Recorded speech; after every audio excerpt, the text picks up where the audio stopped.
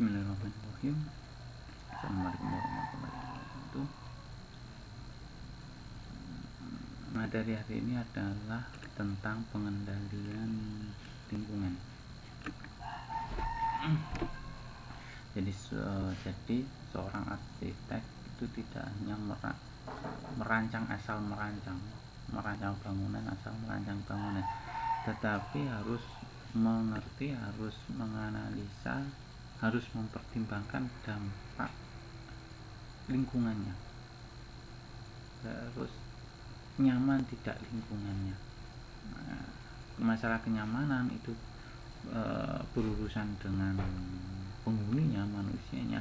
Kalau dampak lingkungan juga sama, dampaknya apa, dampak terburuknya apa ya. Kalau dampaknya sangat buruk, nanti akhirnya akan kenyamanan dari penghuninya dan yang lainnya juga, tetangganya. Oke, kita lanjut. Pengendalian lingkungan di sini dibagi menjadi pencegahan. Pencegahan itu adalah mencegah, jadi sesuatu yang belum datang, belum ada, tapi di sini agar bencana itu tidak terjadi. Pencegahan, misal banjir. Untuk mencegah banjir, banjirnya belum datang, tapi agar tidak terjadi banjir, penanaman pohon, terus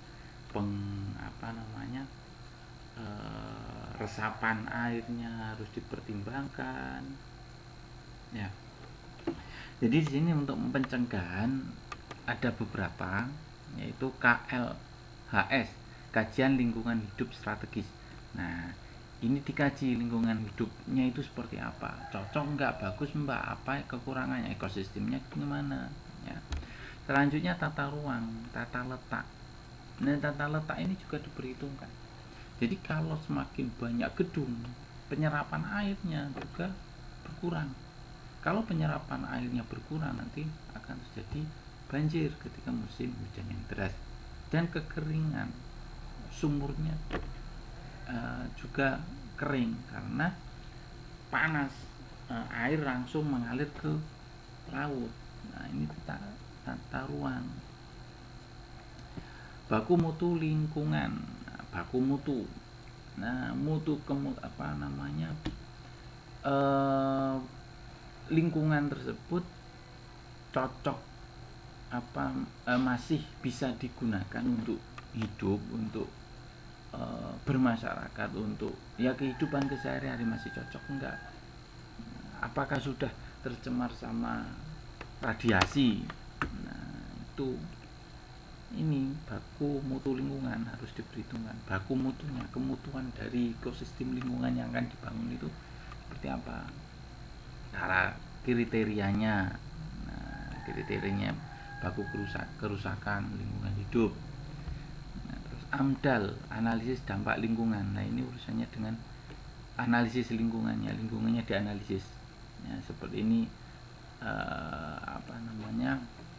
lingkungannya itu cocoknya bagaimana. Nah, ini upaya pengelolaan lingkungan. Jadi bagaimana dikelola lingkungannya itu dikelola. Terus perizinan. Nah, ini AMDAL sama perizinan ini ini sudah masuk negara, izin sudah masuk negara. Instrumen ekonomi lingkungan. Nah, ini instrumen itu alat penggerak ekonomi lingkungan. Terus perlu berbasis lingkungan. Nah, ini perlu hubungannya dengan pemerintah.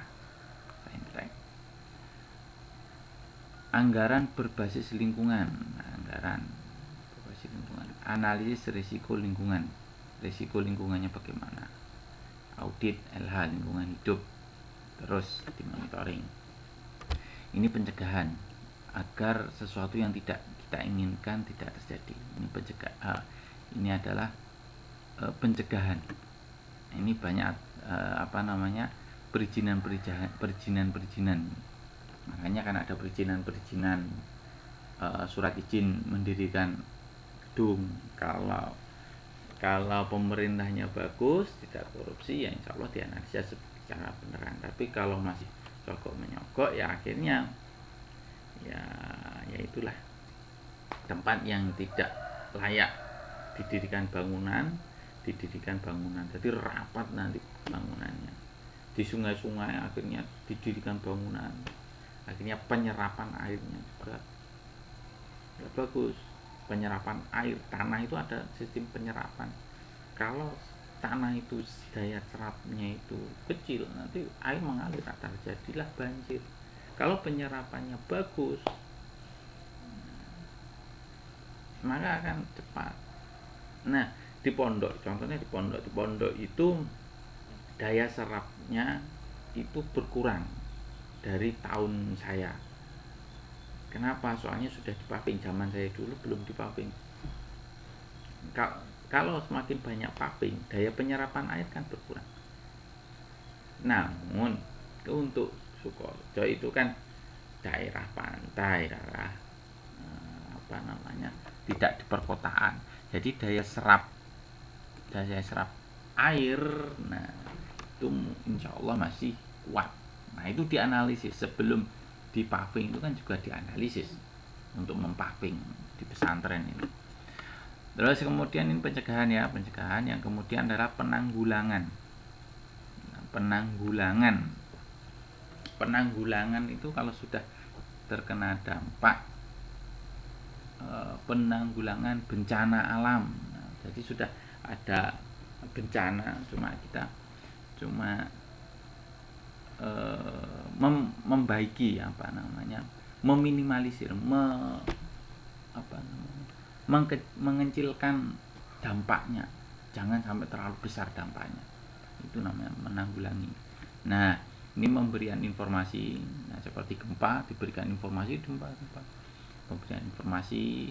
Nah, terus habis itu pengelolaan pengisolasian pencemaran kerusakan. Nah, ini diisolasi pencemaran. Misal ada pencemaran, nah itu diisolasi. Jadi tidak sudah terjadi, kejadiannya sudah terjadi, cuma agar tidak berdampak luas. Nah, itu namanya pencegahan. Kalau namanya penanggulangan. Kalau pencegahan belum terjadi tapi dicegah jangan sampai terjadi. Kalau penanggulangan sudah terjadi, kejadian sudah terjadi tetapi jangan sampai melebar. Kalau pemulihan, ya kita memulihkan, sudah terjadi kita pulihkan. Nah, ini bisa dengan cara penghentian sumber pencemaran. Apa? Misal sampahnya sudah terjadi pencemaran. Nah, apa penyebabnya? Nah, sudah terjadi, maka dikurangi pencemarannya. Nah, remediasi, pembersihan permukaan yang tercemar. Nah, sudah terjadi, jadi kita dibersihkan. Rehabilitasi, rehab, sama-sama memulihkan. Restorasi ini memulihkan ke kondisi semula. Lanjut. Nah, pencemaran atau kerusakan lingkungan ini diukur melalui baku mutu lingkungan. Nah, ini masalah pencemaran lingkungan, kerusakan lingkungan ini kriteria lingkungan itu tercemar itu bagaimana, airnya bagaimana, air limbahnya bagaimana, air lautnya gimana, udara bebasnya itu bagaimana, kondisinya apa. ini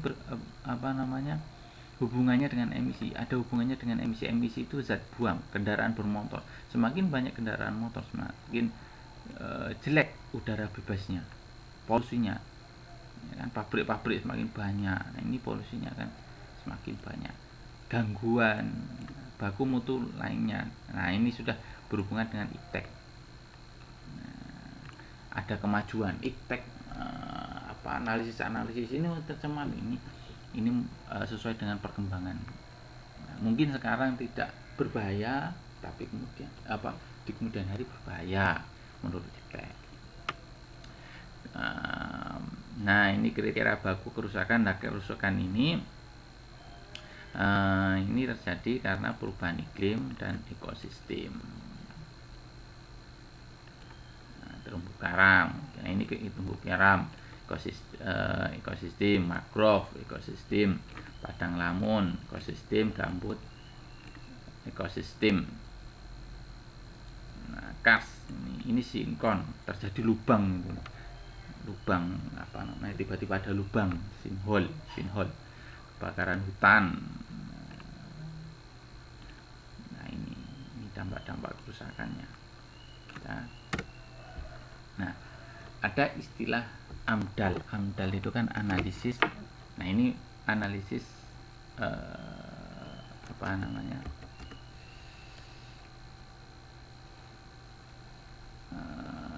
Analisis dampak lingkungan. Analisis dampak lingkungan. Ini urusannya dengan perizinan AMDAL ini. Nah, ini kan perizinan pokok pemerintah. Analisis dampak lingkungan. Nah, usahanya untuk apa? Ini juga ini hubungannya dengan pemerintah. Setelah itu kita mempelajari prinsip pengendalian lingkungan.